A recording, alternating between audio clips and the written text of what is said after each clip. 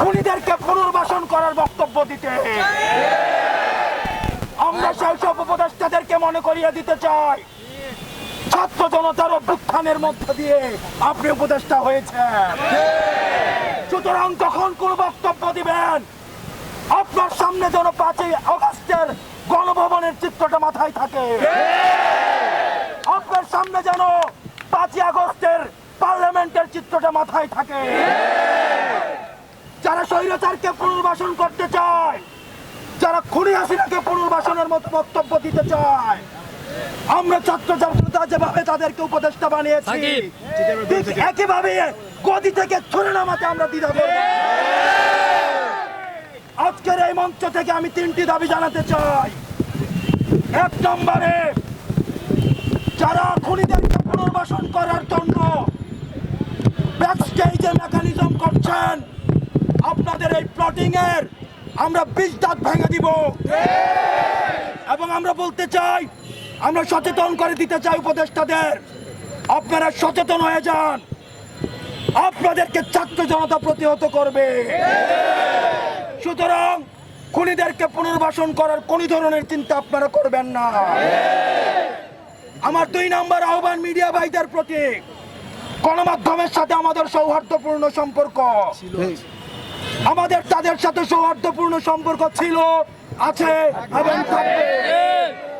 আমাদের আন্দোলনকে সার্বজনীন করার ক্ষেত্রে গণমাধ্যমের অবদান অনস্বীকার্য। এই ফ্যাসিজমকে উৎখাত করতে গণমাধ্যমের ভূমিকা অনস্বীকার্য। কিন্তু আমরা দেখতে পাচ্ছি কিছু কিছু গণমাধ্যম খুনিদের পুনর্বাসনের ষড়যন্ত্র লিপ্ত হচ্ছে। আমরা আপনাদেরকে হুঁশিয়ার করে দিতে চাই, আমরা আপনাদেরকে আহ্বান করতে চাই, আপনারা জনতার কাতারে নেমে আসুন। অথবা দেখা যাবে অনেক গণমাধ্যম কর্মীরা শেষ দিকে এসে তাদের বুমের মধ্যে তাদের যে মাইকটি থাকে সেখানে তারা নেমপ্লেটটা লাগিয়ে জনতার কাতারে নেমে আসতে পারেনি। সুতরাং আপনাদের জন্য সেই ভবিষ্যৎ না হয়।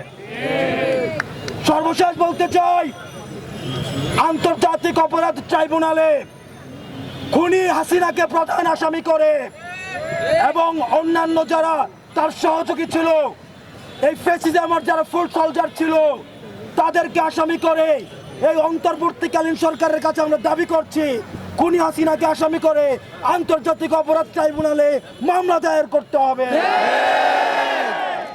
রক্তের দাগ এখনো শুকায় না,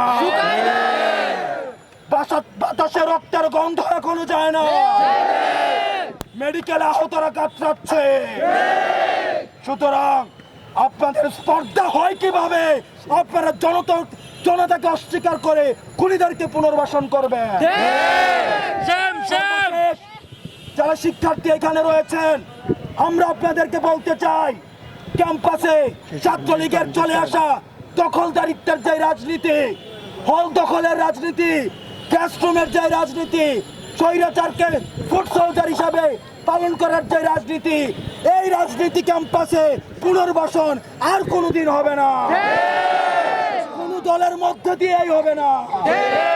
আমাদের এখন বিক্ষোভ মিছিল আমাদের এই রাজু ভাস্কর্য থেকে শুরু হবে।